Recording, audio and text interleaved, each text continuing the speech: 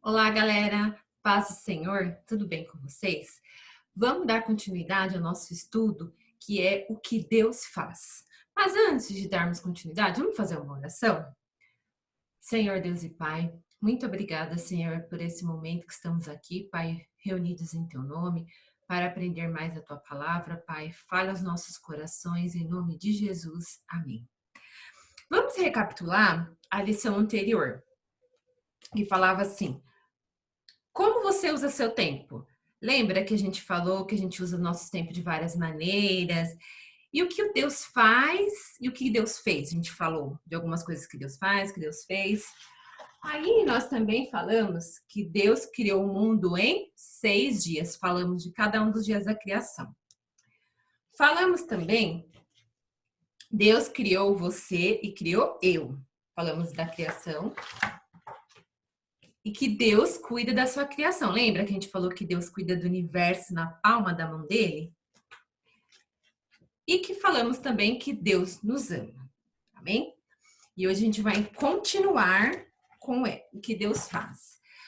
E o livro que a gente vai ler é o mesmo que a gente leu na semana passada, que é Isaías, capítulo 40, versículo 28, que diz assim: Não sabes, não ouvistes, que o eterno Deus, o Senhor, o Criador dos fins da terra, nem se cansa nem se fadiga? Lembra que Deus não se cansa, né? Ele é muito ocupado, mas ele não se cansa, ele está lá cuidando de nós. Aí, ó, hoje nós vamos entrar com Deus controla tudo e todos. Deus, ele controla o universo, ele é o grande rei, o rei dos reis. A gente tem países que quem governa é um rei e tem países que quem governa é presidente, como o nosso Brasil. Mas eles acham que eles controlam tudo, controlam todos, mas eles se enganam, porque quem está no controle de tudo é o nosso Deus. Então, todas as lideranças são constituídas por Deus. Por mais que eles tentam falar, eu mando, eu faço, se Deus não quiser, eles não fazem. O nosso clima está no controle de Deus. Toda a natureza e todos os animais estão no controle de Deus. Há coisas que acontecem no mundo que é permissão de Deus, que nem o que a gente está passando agora. Esse isolamento, essa pandemia, tudo é permissão de Deus. Nada acontece sem a permissão de Deus. E às vezes ele faz coisas que a gente não entende por que ele deixa, que ele permite. Mas ele sabe o que ele está fazendo. Tudo tem um propósito. Deus tem propósito para tudo. Nada é feito sem um propósito que ele tenha. E até o diabo está no controle de Deus. E ele só pode fazer aquilo que Deus permite. A Bíblia nos conta a respeito de um rei. Se vocês quiserem saber a respeito desse rei, vocês podem ver lá em Daniel, capítulo 4. O nome dele é Nabucodonosor. O nome desse rei era Nabucodonosor. Nabucodonosor era um rei muito poderoso, mas ele era orgulhoso e prepotente. Mas ele teve que aprender que havia alguém mais poderoso do que ele, porque ele era muito soberbo. Ele falava que ele era maioral, que a Babilônia só era assim por causa dele, que ele era o cara. Mas um dia, algo terrível aconteceu com ele. Mas Deus tinha avisado para ele sobre isso. O que aconteceu? Ele se tornou como um animal. Ele foi comer no campo, ó, como um animal. As unhas dele cresceram, ele viveu como um animal, porque Deus tinha avisado ele. Por quê? Por causa da soberba dele, da prepotência dele. E ele começou a agir assim.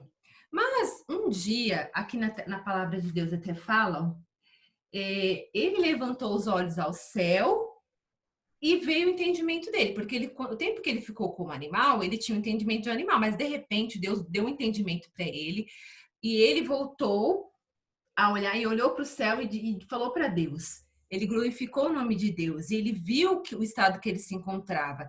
E ele começou a entender o que ele não entendia antes, que existe alguém no céu que está no controle de tudo e que não tem ninguém maior do que Deus, e ele não é maior que Deus. Então ele se deu conta disso e aceitou. E ele viu que quem está no controle não era ele, era Deus. Então ele reconheceu isso. Há tempo ele reconheceu isso, o rei Nabucodonosor, e ele nunca se esqueceu dessa lição que ele aprendeu, de que Deus está no controle de tudo. Então, Deus está no controle de tudo, de todos. Então, às vezes as pessoas pensam que sabe tudo, que manda em tudo, como reis, como presidente, assim como Nabucodonosor, mas Deus está no controle. E ele mostrou para Nabucodonosor, assim como ele também mostra para essas pessoas, mas cabe a elas aceitar e ver que Deus está no controle de todas as coisas. E Deus, ele controla tudo que acontece. Olha, acontece algumas coisas nas nossas vidas que às vezes a gente pergunta, né? Por que que tá dando errado? Ah, é porque quando você tá doente, fala, mas por que que eu fiquei doente? Quando alguém fala algo desagradável para você, por que que ele falou isso para mim? Quando você cai de bicicleta, que é desagradável, se machuca, quando você perde seu dinheiro e quando você é repreendido por algo que você não fez, aí você fala: "Poxa vida, por que que aconteceu isso comigo?", não é? A gente sempre fala, mas a gente não pode responder por que que acontece. Eu não sei por que que acontece isso com você, às vezes porque acontece isso comigo, a gente não sabe. Mas a gente sabe de uma coisa, que Deus ele está no controle de tudo. E se ele permitiu que isso acontecesse, é porque ele tem um propósito. Ele quer te ensinar, ele quer me ensinar alguma coisa. Então, tudo isso é bom para nós. Então, quando acontece algo agradável, a gente tem que glorificar o Deus. E quando acontece algo desagradável, a gente tem que entender o porquê que está acontecendo aquilo com a gente. Porque Deus tem um propósito. Lá na frente a gente vai ver. Por quê? Porque Deus controla tudo que acontece. Se ele permitiu que acontecesse, é porque ele quer nos ensinar algo. E na Bíblia, a gente também fala da história de José, lá em Gênesis. Vocês lembram o que aconteceu com José? José ele foi vendido pelos irmãos dele, e o seu dono, o egípcio, colocou ele na prisão por uma coisa que ele não tinha feito. Aí tinha um rapaz na prisão que falou que ia tirar ele de lá, mas esqueceu dele. Olha as coisas que aconteceu com José. E ele poderia ter resmungado, né? Às vezes acontece coisa com a gente bem menor que isso, a gente resmunga, resmunga e resmunga. Imagine José. Mas José sabia que Deus estava no controle de tudo e que ele confiava em Deus e sabia que Deus ia fazer algo para ele. Vamos ler lá em Gênesis capítulo 50, do versículo 19 ao 20? Gênesis capítulo 50, versículo 19 ao 20. A palavra do Senhor diz assim: E José lhes disse, ele estava falando com os irmãos dele: Não temais, porque porventura eu em lugar de Deus? Falou para os irmãos dele, porque isso foi depois que os irmãos dele tinham vendido ele, foi depois de todos esses acontecimentos. Aí os irmãos dele estavam com medo dele. Aí ele fala: Não temais, porque porventura estou eu em lugar de Deus? Vós bem vós bem tentastes mal contra mim, porém Deus o tornou em bem. Olha só, para fazer como se vê nesse dia, para conservar em vida um povo grande. Então, ele falou assim: vocês fizeram mal para mim, mas Deus tornou em bem. Mas por que aconteceu tudo isso com José? Ele foi preso, ele foi vendido, porque Deus estava preparando ele. Ele se tornou o primeiro ministro do Egito. Então, Deus estava preparando ele para algo grande. E ele sofreu tudo isso porque Deus estava preparando ele. E José resmungou na época? Não, ele confiou. E olha o que Deus fez com ele. Então a gente não deve resmungar das coisas, a gente deve confiar nesse Deus maravilhoso e tremendo que a gente tem. E assim como foi com José, alguma coisa ele quer fazer, alguma coisa ele quer falar para as nossas vidas. Então, qualquer problema que acontecer, eu sei que é difícil, mas pense, Deus, o que que o Senhor quer? Eis-me aqui, me ajuda a passar por esse momento, porque eu sei que lá na frente eu vou aprender algo. Amém? Vamos continuar? Deus, ele controla o futuro. Muitas pessoas se preocupam com o futuro, não se preocupa? Deixa eu colocar aqui que tá. O que, que vai acontecer? Somente agora. A gente está no momento oportuno para falar disso. Se eu vou ter um emprego amanhã? Será que vai ter uma guerra? Como vai ficar a situação econômica do país? Como que vai ficar meu estudo? Porque eu estou estudando em casa, tem gente que não consegue estudar em casa. Ai, como vai ser? Eu vou aprender? Ai, meu Deus, e agora? O que, que vai acontecer? Eu vou pegar a doença? Eu não vou pegar? Fica se preocupando, se martirizando com o futuro. Mas vocês sabem o que é uma âncora? Âncora é um instrumento de ferro em forma de gancho. Ó, aqui.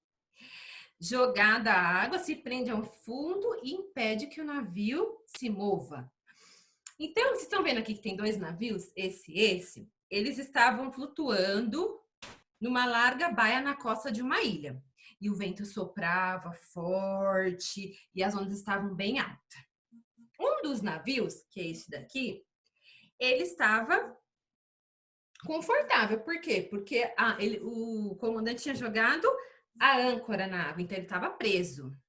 Então, o vento ia para lá, ia para cá, e as pessoas que estavam ali dentro não estavam preocupadas. Por quê? Porque eles estavam presos na rocha, eles estavam firmes. Mas já o outro navio não tinha âncora. E quando o vento batia, o vento passava e as ondas balançavam, ele ia para lá e para cá, as pessoas estavam com medo. Então, o que é colocar a nossa confiança em Deus? Como eu falei, o que vai acontecer? É como se a gente jogasse a nossa âncora no fundo do mar e sabendo que nada vai nos tirar dali. A gente está preso, a gente está firme. Nada, o vento pode ir para lá, para cá, as ondas, e a gente está ali firme, parado, porque a gente está ancorado, a gente está preso no fundo do mar. Então, é a mesma coisa com Deus. Deus, ele está no nosso controle. Deus é a nossa âncora, ele nos segura, ele nos ajuda. Então, ele está no controle não só do passado, ele está no controle do nosso presente, do hoje, do amanhã. O amanhã pertence a ele, a gente tem que confiar nele. Senhor, eu sei que o Senhor está comigo e nada de mal vai acontecer, o Senhor vai me ajudar. E se acontecer alguma coisa, o Senhor vai me ajudar a passar por isso, porque o Senhor é minha âncora, é isso que a gente tem que fazer. Então, o futuro está nas mãos de Deus. Então, a gente é como esse primeiro navio aqui, ó. A gente está resolvido e está seguro. Não tema o amanhã pertence a Deus e ele é a nossa âncora, a gente está firme nele. Então, a gente não tem que preocupar com nada, ficar pensando em nada. Pensa somente em Deus. Deus está comigo e Deus me ajuda. Então, a gente tem que sempre colocar nossa confiança em Deus. Vamos ler em Hebreus capítulo 6, versículo 19. Hebreus 6, 19 fala assim, ó. A qual temos como âncora da alma, segura e firme, que penetra até o interior do véu. Então, o Senhor é a âncora da nossa alma. Ele está cuidando de nós. Olha que perfeito, que maravilhoso. Senhor, o Senhor é minha âncora. Não temo o amanhã, porque o amanhã está nas suas mãos. O Senhor cuida de tudo. Olha só, a grande alegria de Deus. A gente aprendeu que Deus ele está muito ocupado. Lembra que a gente aprendeu? Então, porque ele criou o mundo, a Terra, os planetas, as estrelas, o espaço. Lembra que a gente falou? E ele que é responsável pela criação das pessoas, assim como ele criou eu, criou você. E ainda está sendo criada pessoas, porque ainda tem pessoas nascendo. E ele cuida da sua criação e faz com que ela continue. Ele está trabalhando todos os dias ali. Ele controla tudo e todos. E todas as coisas que acontecem a você, acontecem a mim. Então, Deus, ele trabalha sempre. Ele está muito ocupado. Você entende como Deus trabalha? Você entende que ele está fazendo tudo isso para você e para mim? Você já agradeceu a Deus por tudo isso? Já disse obrigada, meu Deus, por tudo que o Senhor tem fazendo? Então, vou contar a história dessa menininha aqui, Ana Lúcia. Ana Lúcia, ela tinha 3 irmãos mais novos e 3 irmãos mais novos e 4 irmãs mais novas. Era realmente uma família grande. Como você pode imaginar, os pais de Ana Lúcia trabalhavam muito para cuidar de uma família desse tamanho. Imagine, né? Ela tinha 3 irmãos e 4 irmãs. 7, com ela 8. Imagine, pai e mãe cuidando de 8 crianças. Sua mãe passava grande parte do dia cozinhando, limpando a casa e ajudando os filhos de várias maneiras. Seu pai também trabalhava muito. Ele saía cedo de casa para trabalhar e voltava tarde. Imagina, o pai tinha que trabalhar para sustentar a família grande e a mãe cuidando dos filhos. Os dois trabalhavam muito porque amavam seus filhos e queriam cuidar muito bem deles. Mais um domingo na hora do almoço, depois de todos voltarem da igreja, algo de especial aconteceu que lhes trouxe muita alegria. Todos os filhos estavam sentados ao redor da grande mesa para almoçar. Quando acabaram de comer, Ana Lúcia, a mais velha dos filhos, disse: Mãe, sua comida está uma delícia. Aliás, tudo que vocês fazem por nós é ótimo. Amamos vocês, mamãe e papai. Olha que lindo, agradecendo a mãe e ao pai por tudo que eles faziam por eles. Sabemos como vocês são ocupados e que fazem tudo isso por nós. E só queremos dizer muito obrigado. Olha que lindo, gente. Que perfeito. Vocês acham que o pai e a mãe dela ficaram felizes pelo que ela falou? Certamente que sim. As palavras dela lhe fizeram muita alegria. Você já agradeceu a Deus por tudo que ele fez, tudo porque ele faz por você? Você já agradeceu a Deus por tudo? Por tudo que ele tem cuidado de você? Nesse momento tão difícil, Deus tem cuidado das nossas vidas, tem nos dado força, nos dado alegria. Então, quando a gente agradece dessa maneira, a gente dá muita alegria para o Senhor. Por quê? Porque Ele está ali nos amando e a gente tem que ser grato para Ele. E a gente tem que falar para Ele, Senhor, muito obrigado pelo cuidado, por esse dia, por o Senhor ter me sustentado, me dado alimento, por o Senhor me dado a oportunidade de ter acordado, por o Senhor não me deixar passar fome, passar necessidade. Mesmo diante desse momento difícil, o Senhor tem cuidado da minha família, do meu pai, da minha mãe. Meu pai está trabalhando, minha mãe está trabalhando. Se não está, agradeça também, porque o Senhor depois vai nos dar direção para arrumar um emprego para seu pai, para sua mãe. Mas o importante é você estar com o Senhor, Ele não deixar faltar nada para você. Então, e o que é mais importante? O que a gente tem que ser mais grato a Deus? Falar o obrigado para Deus, por Ele ter enviado Jesus. Por Ele ter enviado seu Filho Jesus para morrer na cruz por mim e por você, para nos dar essa vida abençoada, perdoar os nossos pecados, a oportunidade de ter acesso ao Pai novamente. Então, ele fez isso, é o melhor presente. Nós temos que ser gratos por Ele todos os dias por isso. Então, é isso que a gente tem que fazer. Que Ele fez o quê? Ele nos amou tanto que Ele deu o Filho dele a ponto de morrer por nós. Aqui, ó, em Romanos 10, capítulo 10, versículo 13 diz: todo aquele que invocar o nome do Senhor será salvo. Então, todo aquele que aceita o sacrifício de Jesus na cruz será salvo. E ele nos perdoa e transforma nossas vidas.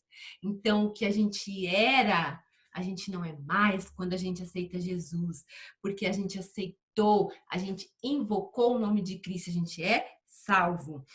Então, vocês estão vendo aqui, ó, esse menino, ele pulou na água e ele estava se afogando.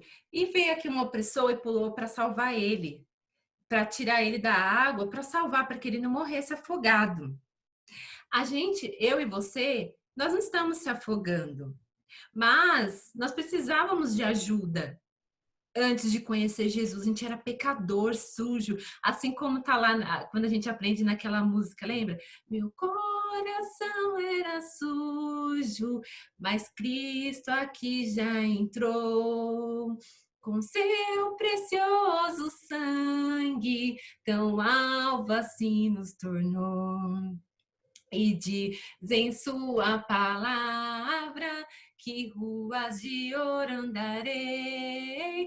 Ó dia feliz quando eu criei e a vida eterna eu ganhei. Então o que fala? Meu coração era sujo, era preto, cheio de pecado, mas Cristo aqui já entrou. Mas ele entrou por quê? Porque eu permiti, porque você permitiu. E como a gente permitiu isso? Aceitando o sacrifício de Jesus. Assim como essa pessoa entrou aqui para salvar essa pessoa que estava se afogando, Jesus entrou em nossa vida para nos salvar, para nos tirar do pecado, para nos ajudar, nos direcionar. Então, é isso que você deve fazer, que ainda não aceitou o sacrifício de Jesus na cruz.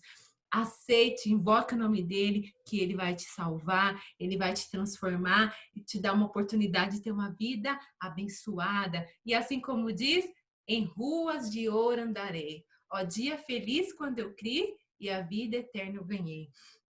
Então, que o Senhor Jesus possa habitar na sua vida, possa continuar cuidando de vocês, garotada, assim como está cuidando de mim, que nós possamos continuar nossa vida de fé, andando nos caminhos do Senhor, orando e buscando Ele todos os dias, porque Deus está no controle. Não se preocupem com o que vai acontecer amanhã.